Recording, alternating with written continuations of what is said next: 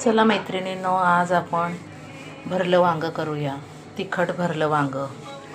तर मी इथं अर्धा किलो वांगी घेतलेली आहेत.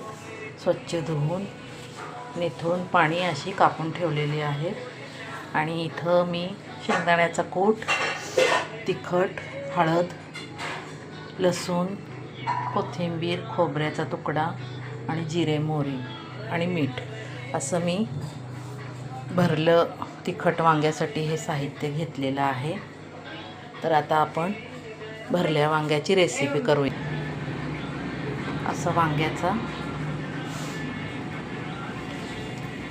सारण करून घेतलेलं आहे. वांग्यासाठी सारण करून घेतलेलं आहे. शेंगदाण्याचं कूट वगैरे सर्व साहित्य मिसळून अशी वांगी भरून घेत आहे मी. आणि आता फोडणीला वांगी देऊया.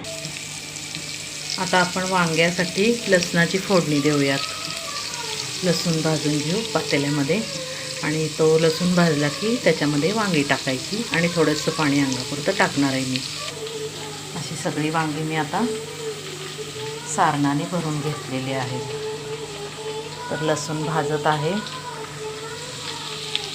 लसूण भाजला की त्याच्यामध्ये एक एक वांग टाका हलक्या हाताने.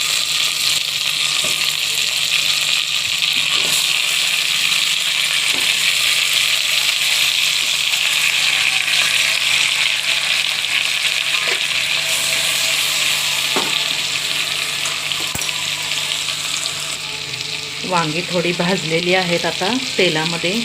तर आता आपण जे सारण केलं होतं त्याचं पाणी टाकूया. 10 मिनिटासाठी झाकून घेऊ. वांग्याला छान अशी उकळी आलेली आहे. तर आता वांगं 10 मिनिटात शिजतं. आता आपलं रस्सा वांगं, खारं तिखट वांगं, रस्सा वांगं शिजलेली आहेत वांगी. तर आपला असा रस्सा वांग्याचा मस्तपैकी रस्सा झालेला आहे. जर आपल्याला रेसिपी आवडली असेल तर लाईक करा, कमेंट करा आणि सबस्क्राईब करायला विसरू नका.